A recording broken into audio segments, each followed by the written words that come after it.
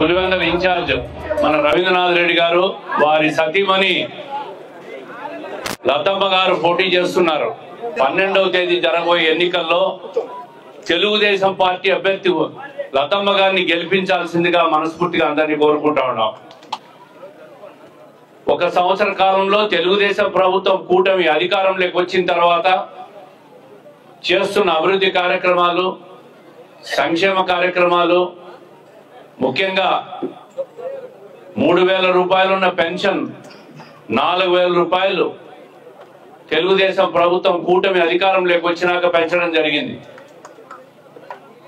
మహిళలకు గ్యాస్ సిలిండర్లు సంవత్సరానికి 3 గ్యాస్ సిలిండర్లు ఉచితంగా ఇస్తున్న సంగతి కూడా మీకు గుర్తు చేస్తా ఉండా.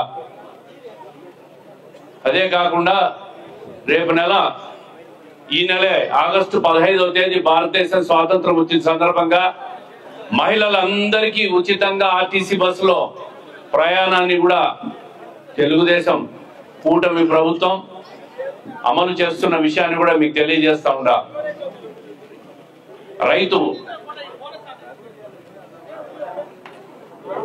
రైతులకు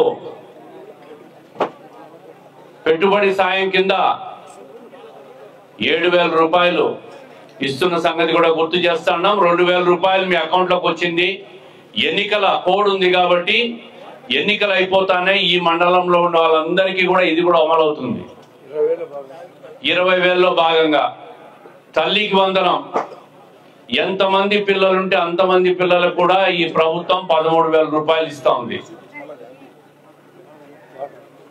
గత ప్రభుత్వం ఎంతమంది పిల్లలుంటే అంతమంది పిల్లలు అని చెప్పి మాజీ ముఖ్యమంత్రి జగన్మోహన్ రెడ్డి గారి భార్య చెప్పిన విషయం మీకు అందరికీ గుర్తుందా? మరి వాళ్ళు ఇచ్చారా అని చెప్పి నేను అడుగుతా ఉండా. ఇంట్లో ఎంతమంది ఉంటే అంతమందికి ఇస్తామని చెప్పి ఇంట్లో ఒక్కరికే ఇచ్చినారు.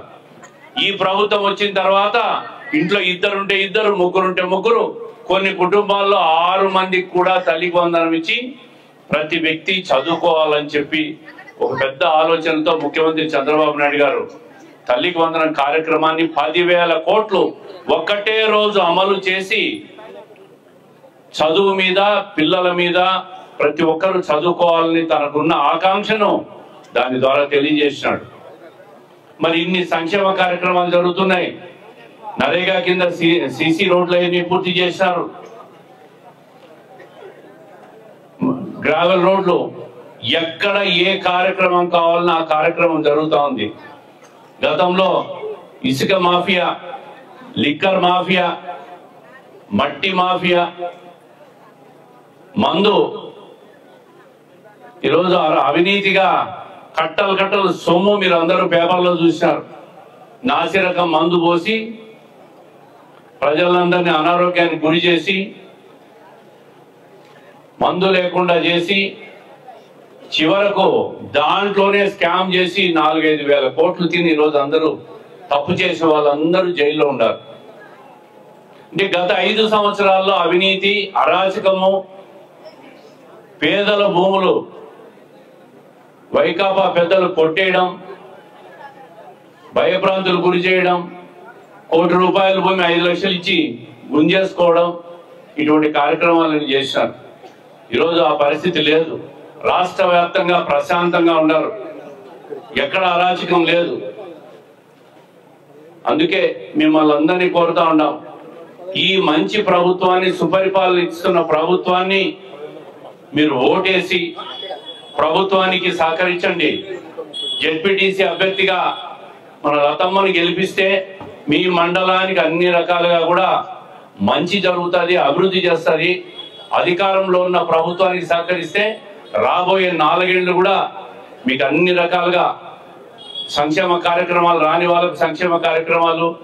రెండవది, గ్రామాల్లో ఎక్కడ సీసీ రోడ్లు కావాలన్నా, ఎక్కడ రైతులకు ట్రాన్స్ఫార్మర్లు కావాలన్నా, ఎక్కడ పోల్లు కావాలన్నా, అదేవిధంగా చదువుకున్న విద్యార్థులకు ఉద్యోగ కల్పన, ఈ కార్యక్రమాలన్నీ కూడా అధికారంలో ఉన్న ప్రభుత్వానికి ఓటేస్తే అన్ని మంచి జరుగుతాయి.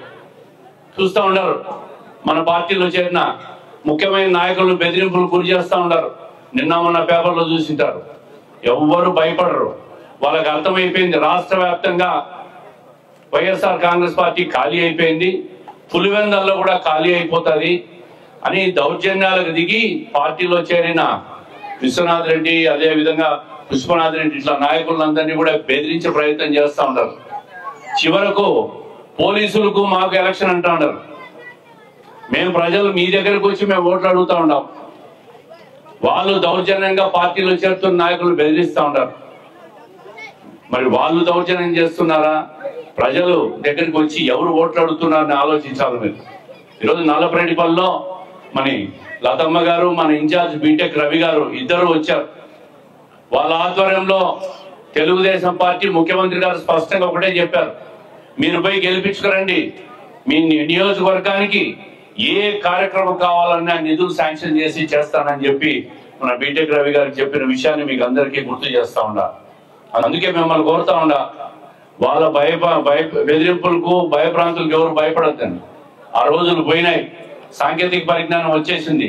ఎవరు ఎక్కడ దౌర్జన్యం చేసినా ఇట్లే పట్టుకొని కేసు పెట్టి లోపల బుక్ చేసే పరిస్థితి వచ్చింది. మనం ప్రజలకు మంచి చేసి ఓట్లు అడిగేదానికి వచ్చినాం.